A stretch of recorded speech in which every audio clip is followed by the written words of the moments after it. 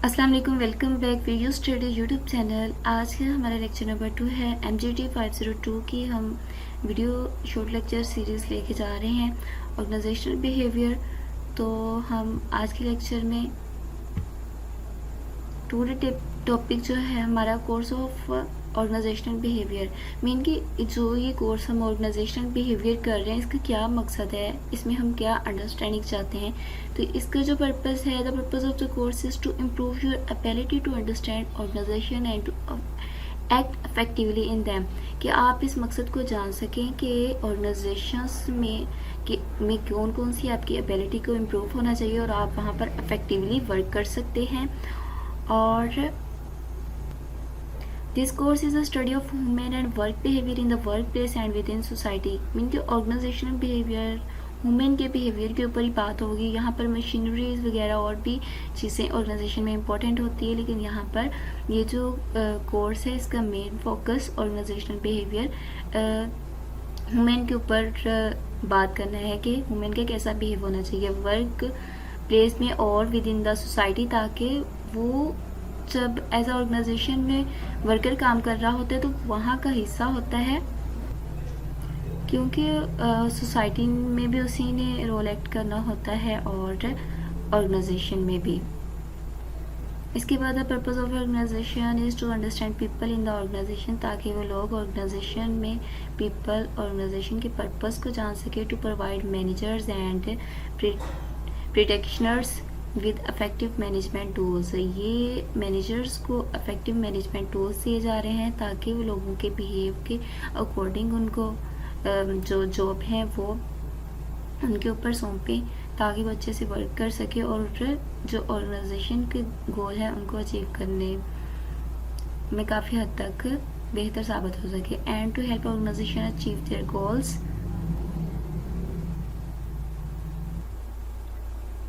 इसके बाद है ऑर्गेनाइजेशन बिहेवियर कैसा होता है। How people behave in the organisation, लोगों को ऑर्गेनाइजेशन में कैसे बिहेव करना चाहिए। How organisation use human resources to achieve goals. और यहाँ दो चीज़ों की ऑर्गेनाइजेशन बिहेवियर में बात की जाती है कि लोग ऑर्गेनाइजेशन में कैसे बिहेव करेंगे और ऑर्गेनाइजेशन ह्यूमन रिसोर्सेज को यूज़ करते हुए अपने अचीवमेंट गोल्स को कैसे अचीव करेगी। तो इसके लिए HRM human resource management system बनाया जाता है, उसमें स्पेशली लोगों को ट्रेन किया जाता है। इसके बाद है पार्ट 1 है द इंडिविजुअल पर बात की जाती है। ऑर्गेनाइजेशन में उनकी एबिलिटीज़ को देखा जाता है कि उनमें लर्निंग और कैपेबिलिटी क्या है, लर्निंग की सलाहियत कितनी ज़्यादा है, उनकी वैल्यूज़ क्या है, एटीट्यूड उनका क्या है और जॉब से वो कितना सेटिस्फेक्शन रख रहे हैं। मीन कि वो जो जॉब कर रहे हैं उससे कितना इत्मीनान रखते हैं, उनकी पर्सनैलिटी क्या है और इमोशंस क्या है। आपको ये पता होगा कि हर एक की मुख्तलिफ पर्सनैलिटी है। कुछ लोग बहुत ज़्यादा काम होते हैं, बहुत बड़ी भी बात हो जाए तो वो काम होकर ही उस बात को पेशेंट कर लेते हैं। लेकिन कुछ लोग ऐसे होते हैं कि बहुत ज़्यादा इमोशनल होते हैं, बहुत ज़्यादा छोटी सी बात पर बहुत ज़्यादा एग्रेसिव हो जाते हैं। तो इन चीज़ों को ऑर्गेनाइजेशन ने देखना होता है, इंडिविजुअल्स को, ग्रुप को, और उनको मैनेज करना होता है। परसेप्शंस उनकी हर एक की अलग होती है, हर एक की चीज़ को अलग जाविये से देख रहे होते हैं। And individual decision making power भी अलग होती है। हर कोई एक ही चीज़ अगर प्रोजेक्ट पे वर्क कर रहा है तो उसका डिसीजन दूसरे से ओबियसली अलग होगा। बेसिक मोटिवेशन कॉन्सेप्ट होते हैं हर एक के, मोटिवेट वो कैसे हो रहे हैं। कुछ लोगों को मोटिवेट करने की ज़रूरत भी नहीं होती, फिर भी उनकी अच्छी परफॉर्मेंस होती है। और कुछ लोगों को अगर उनका मैनेजर कहते well done, you can do the good job, तो फिर वो ज़्यादा मोटिवेट होते हैं और नेक्स्ट टाइम वो उससे भी अच्छी परफॉर्मेंस दिखाते हैं। तो इस तरह उन्हें मोटिवेट किया जा रहा होता है। मोटिवेशन एंड इट्स एप्लीकेशंस, तो इस तरह की जो मैंने अभी बताया ये स्ट्रेटजी अपनाई जा रही होती है, मैनेजर स्पेशली ये अपना रहे होते हैं। इसके बाद पार्ट 2 है द ग्रुप में मैनेजर्स जो वर्कर्स एम्प्लॉयज़ होते हैं उनको कैसे मैनेज किया जाता है, तो इसमें हम वो बात पढ़ेंगे। ग्रुप से में फाउंडेशन ऑफ ग्रुप बिहेवियर, जो लोग सेम बिहेव रख रहे होते हैं, एक दूसरे से मोटिवेट हो रहे होते हैं, उस तरह का मैनेजर्स को ग्रुप बनाना चाहिए। ग्रुप एंड टीम वर्क उनका देखना चाहिए कि अगर ग्रुप में कुछ लोग बहुत अच्छी परफॉर्मेंस दिखा रहे होते हैं, कुछ लोग ऐसे होते हैं कि अगर ग्रुप में उन्हें डाल दिया जाए तो वो जो एज अ इंडिविजुअल परफॉर्मेंस दिखा रहे होते वैसी नहीं दिखा रहे होते। इसके बाद फंक्शन ऑफ कम्युनिकेशंस, तो उनका आपस में कम्युनिकेट करने का अंदाज़ एक दूसरे से क्या वो अट्रैक्ट हो रहे हैं या कॉन्फ्लिक्ट कायम हो रहा है, तो इसको ये देखना होता है। बेसिक अप्रोचेस टू लीडरशिप्स, और लीडरशिप को बहुत ज़्यादा फॉलो किया जाता है यहाँ पर। एज अ लीडरशिप वो सबको मोटिवेट कर रहा होता है, चार्मिंग पर्सनैलिटी होती है, और सोल्यूशन जो प्रॉब्लम होती है उसका सोल्यूशन प्रोवाइड कर रहा होता है। इसके बाद है कंटेम्प्रेरी इश्यूज़ इन लीडरशिप। इसको देखा जाता है लीडरशिप में कंटेम्प्रेरी इश्यूज़ कौन से आते हैं। पावर एंड पॉलिटिक्स होती है। ग्रुप में जो लोग पावर में होते हैं वो पॉलिटिक्स करना चाहते हैं। कभी कभी ये पॉलिटिक्स ऐसी होती है कि लोगों में कॉन्फ्लिक्ट कायम हो जाता है। कॉन्फ्लिक्ट एंड नेगोशिएशन को देखा जाता है, नेगोशिएट किया जाता है, उनके मुज़ाकरात के थ्रू कॉन्फ्लिक्ट को ख़त्म किया जाता है। ग्रुप के पार्ट 3 है द ऑर्गेनाइजेशनल सिस्टम को देखा जाता है। ऑर्गेनाइजेशन का स्ट्रक्चर क्या है, उसमें वर्क डिज़ाइन क्या है, कौन कौन सी टेक्नोलॉजी वो यूज़ कर रहे हैं, HR human resource policies and practices कैसी वहाँ पर हो रही है, लोगों को डिसएग्री तो नहीं किया जा रहा और उनसे कैसा बिहेव किया जा रहा है। ऑर्गेनाइजेशन का कल्चर होता है हर ऑर्गेनाइजेशन का, जैसे कि अमेरिका की ऑर्गेनाइजेशन का अलग कल्चर होगा, जैसे कि पाकिस्तान है, और भी डिफरेंट कंट्रीज़ की जो ऑर्गेनाइजेशन है हर एक का अपना अपना कल्चर होता है। उसी को लेके उन्होंने सोसाइटी में सर्वाइव करना होता है। ऑर्गेनाइजेशनल चेंजेस हो रही है, मीन कि न्यू टेक्नोलॉजी आ रही है, तो ऑर्गेनाइजेशन का भी साथ साथ चेंज होती जा रही है। उनका टेक्नोलॉजी के लिहाज से फास्ट एक्यूरेट प्रोजेक्ट, उनके एफिशिएंट प्रोजेक्ट बनना शुरू हो गए हैं। स्ट्रेस मैनेजमेंट है इसमें, इसको देखा जाता है कि उसको कैसे मैनेज किया जाएगा। इसके बाद बेसिक ऑर्गेनाइजेशन मॉडल जो होता है इंडिविजुअल से शुरू होता है, ग्रुप लेवल, और इसमें ऑर्गेनाइजेशन सिस्टम लेवल होता है। ये तीनों इसमें शामिल होते हैं। ये आपको शॉर्ट क्वेश्चन आ सकते हैं, MCQ ज़रूर आ सकते हैं। तो इनमें जो MCQs और शॉर्ट क्वेश्चन लॉन्ग क्वेश्चन के रेलिवेंट से इंपॉर्टेंट होंगे वो मैं आपके साथ शेयर कर दूँगी।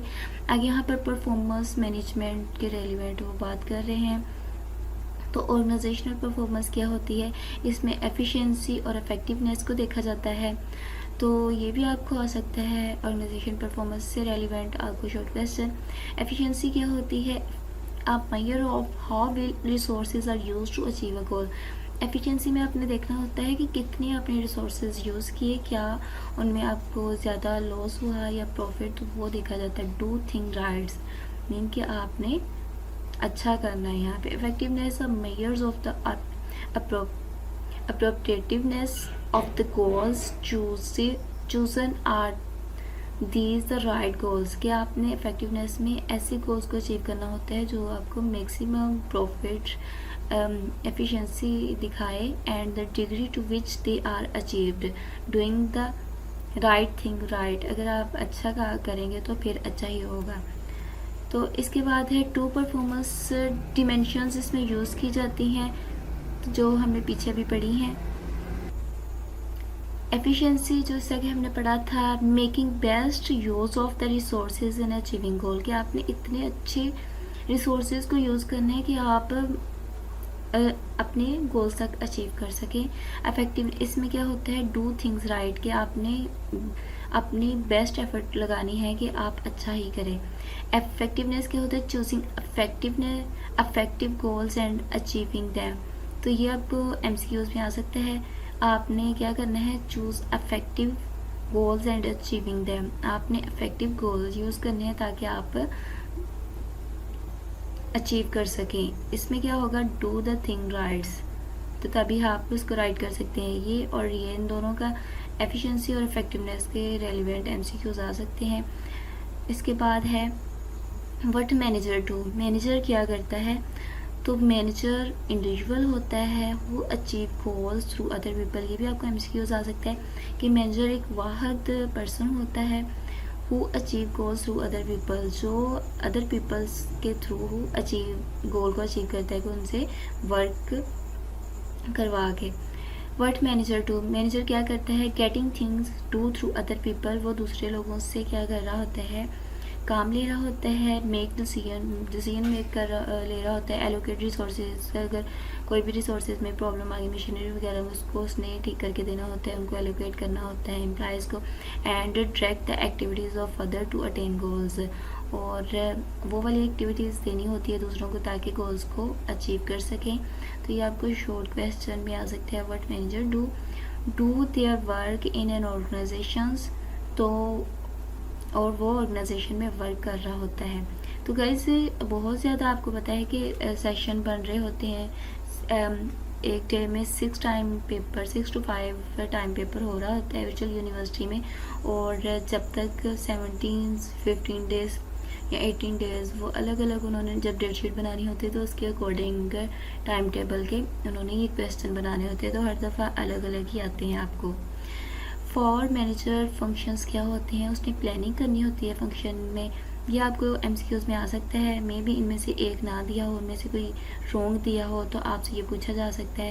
या ऐसे दिया ऑल ऑफ द अबव, तो इन 3 दिए और ऑल ऑफ द अबव लिखा हो तो ये आपने टिक करना है। प्लानिंग हो सकती है, लीडिंग करता है बाद में, सबसे पहले इसने प्लान करना होता है, फिर जो अपने वर्कर्स होते हैं उनकी रहनुमाई करनी होती है, उसके बाद प्रोजेक्ट को ऑर्गेनाइज करना होता है और कंट्रोल करना होता है ताकि कोई रॉन्ग वर्क ना हो जाए, इनके कोई ब्लंडर ना कर दे उसकी जो टीम मेंबर है।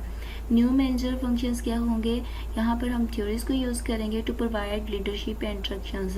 न्यू मैनेजर फंक्शन में हम प्रोवाइड कर रहे होते लीडरशिप्स एंड इंस्ट्रक्शंस को, टोटल क्वालिटी मैनेजमेंट और कंटिन्यूस इम्प्रूवमेंट इसमें होता है। तो ये टोटल क्वालिटी मैनेजमेंट क्या है, थ्योरी है। तो यहाँ पर total quality management a concept popularised by W. Edward Deming to promote customer satisfaction through continuous improvement of business processes। इसमें ये क्या किया जा रहा होता है कि ये W. Edward Deming ने प्रमोट किया था ताकि आप कस्टमर को सेटिस्फेक्शन कर सके, और किसके थ्रू, जो आप प्रोडक्ट बना रहे हैं उसमें नई नई इम्प्रूवमेंट ला के, ताकि आपका जो कस्टमर है वो सेटिस्फाई रहे। इसके बाद है कॉन्टीन्यूस इम्प्रूवमेंट में क्या होता है कि आप कॉन्टीन्यूसली इम्प्रूवमेंट लेके आ रहे होते हैं। Require all employees to improve the quality of product और सर्विसेज। एम्प्लॉयज़ के लिए ज़रूरी होता है कि वो क्या करें, इम्प्रूव करें क्वालिटी ऑफ प्रोडक्ट्स को और the services on an on going business, कि जैसे वो प्रोडक्ट बन रहा है साथ साथ उसमें इम्प्रूवमेंट लाई जाती है। Managing quality become everyone jobs, और उसकी क्वालिटी को, प्रोडक्ट को मैनेज किया जा रहा होता है, बेहतर बनाया जा रहा होता है। The 4 P cycles of continuous improvement, इसमें पीपल होते हैं, प्रोडक्ट होते हैं, प्रोसेसेस होते हैं और प्रोडक्टिविटी होती है। पीपल स्किल्ड होते हैं, मोटिवेटेड होते हैं, और people who can handle change less stress, उन्होंने चेंज करना होता है प्रोडक्ट को। तो ये वाली बात की जा रही है। प्रोडक्ट में क्या होता है, प्रोडक्ट ऐसा होना चाहिए कस्टमर सेटिस्फाई हो because of better quality good services. वो किसके ऊपर डिपेंड कर रहे हैं, उनकी बेटर क्वालिटी और गुड सर्विसेज हो तभी कस्टमर सेटिस्फाई होगा। इसके बाद प्रोसेसेस में होगा फास्टर और मोर फ्लेक्सिबल हो।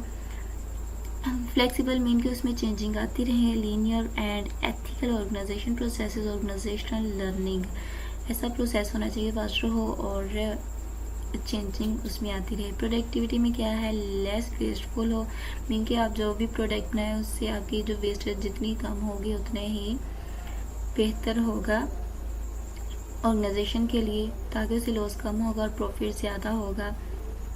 तो उसके लिए उन्हें एफिशिएंट रिसोर्सेज यूज़ करने होंगे।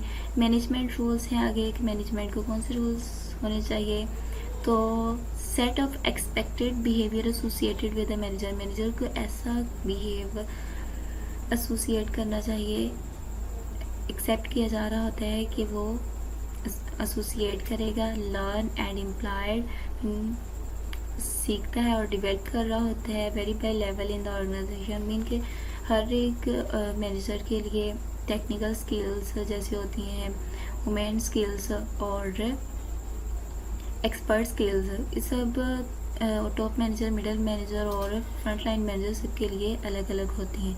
तो ये वेरी कर रहा है उनके लेवल्स के according. Interpersonal roles, figurehead होती है, लीडर्स होता है, लेजेंड्स होता है। इंटरपर्सनल रोल्स में ये 3 क्वालिटीज़ होनी चाहिए। इंफॉर्मेशनल रोल्स मैनेजर का जब होगा वो मॉनिटर होगा, डिसमिनेटर्स होगा, स्पोक पर्सन होगा। डिसीजनर रोल्स जो मैनेजर के होंगे वो एंटरप्रेन्योर होगा, मीन कि रिस्क टेकर होगा, डिस्टर्बेंस हैंडलर होगा, रिसोर्स एलोकेटर होगा और नेगोशिएटर होगा। मीन कि वो मुज़ाकरात कर रहा होगा, कॉन्फ्लिक्ट को दूर करेगा, प्रॉब्लम को सॉल्व कर रहा होगा। मैनेजर स्किल्स कौन सी होनी चाहिए अगर आप किसी भी ऑर्गेनाइजेशन में वर्क कर रहे हैं? एबिलिटी और proficiency in performing particular task, ऐसी एबिलिटी होनी चाहिए कि वो अच्छी पर्टिकुलर टास्क में प्रोफिशिएंट हो। लर्न एंड डेवलप, ये वाली variable level in the organisation, ये 3 उसकी एबिलिटी होंगी आगे। जो एबिलिटी और proficiency in performing particular task हो गया, इसके लिए टेक्निकल स्किल्स होंगी, एनालिटिकल स्किल्स होंगी और डिसीजन मेकिंग स्किल होगी। जो लर्न और डेवलप कर रहा होगा, कंप्यूटर स्किल्स उसमें होनी चाहिए, ह्यूमन रिलेशन स्किल्स होनी चाहिए, क्योंकि वो लर्न कर रहा है और डेवलप कर रहा है, लोगों के साथ उसका ज़्यादा कॉन्टैक्ट है, तो उसको लोगों के साथ बिहेव करना भी आना चाहिए। Variable level in the organisation में क्या होगा? कम्युनिकेशन स्किल्स होनी चाहिए और कॉन्सेप्चुअल स्किल्स होनी चाहिए। इसके बाद है skill type needed bye manager levels, के लिए अलग अलग स्किल्स होती हैं। टॉप लेवल मैनेजर्स के लिए कॉन्सेप्चुअल स्किल्स कितने % होनी चाहिए और ह्यूमन स्किल्स ज़्यादा होनी चाहिए और जो टेक्निकल स्किल है वो कम होनी चाहिए। मिडल मैनेजर के लिए भी जो है कॉन्सेप्चुअल स्किल कम और जो ह्यूमन स्किल्स हैं वो ज़्यादा और टेक्निकल स्किल्स थोड़ी सी ज़्यादा होनी चाहिए। लाइन मैनेजर के लिए कॉन्सेप्चुअल स्किल थोड़ी सी कम होती हैं, ह्यूमन स्किल ज़्यादा होती हैं और टेक्निकल स्किल भी ज़्यादा, क्योंकि टेक्निकल काम और ह्यूमन से रिलेशन उसका होता है, तो उसके लिए ये वाली स्किल्स होनी चाहिए। इसके बाद है skill exhibited by an effective manager, की कौन सी स्किल्स होनी चाहिए? इफेक्टिव मैनेजर्स में clarifies goals and objectives for everyone involved, उसके जो भी गोल्स होंगे, जो भी ऑब्जेक्टिव होंगे, सबको उसको इन्वॉल्व करना चाहिए और वो क्लैरिफाइज हों, वाज़ेह हों, उनमें कोई भी हिडन मटेरियल नहीं होना चाहिए। इनकरेजेस पार्टिसिपेशन, जो भी उसमें पार्टिसिपेट कर रहा है उसको वो हौसला अफजाई करे। अवर्ड कम्युनिकेशन, अच्छी उसके साथ कम्युनिकेशन होनी चाहिए और सजेशन भी उसे देना चाहिए।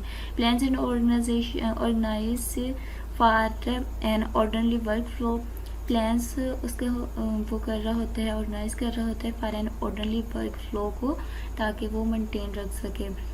Has technical and administrative expertise to answer organisation related question, क्योंकि उसमें टेक्निकल और एडमिनिस्ट्रेटिव एक्सपर्टीज होनी चाहिए ताकि ऑर्गेनाइजेशन से रेलिवेंट क्वेश्चन कर सके।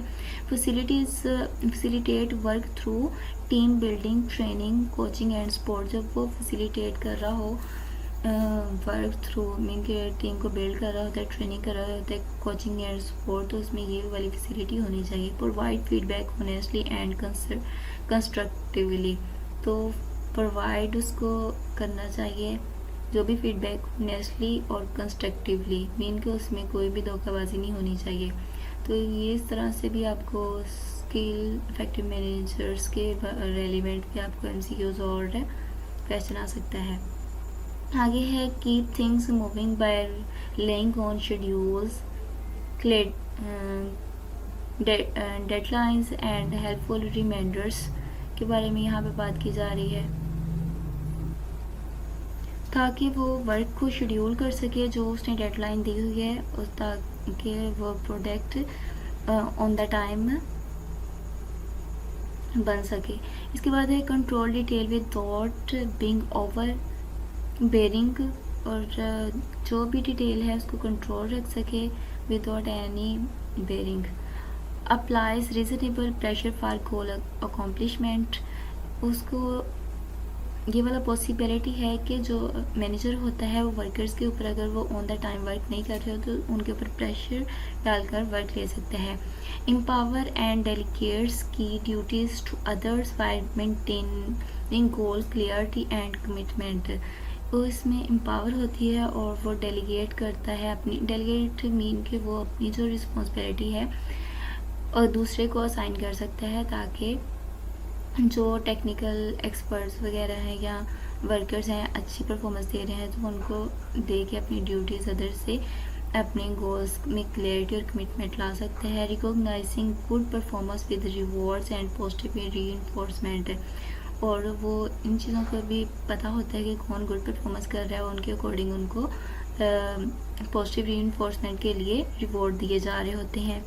इसके बाद है evolution of the 20th century manager. अब 21वीं सदी के जो मैनेजर हैं उनको इवेल्यूएट करते हैं। तो ये प्राइमरी रोल था, पास्ट मैनेजर थे, order give privilege elite manipulators, controller होते थे, मीन ऑर्डर दे रहे होते थे, गिव ऑर्डर गिवर होते थे, ऑर्डर देने वाले प्रिविलेज्ड होते थे, मैनिपुलेटर्स होते थे और कंट्रोलर होते थे।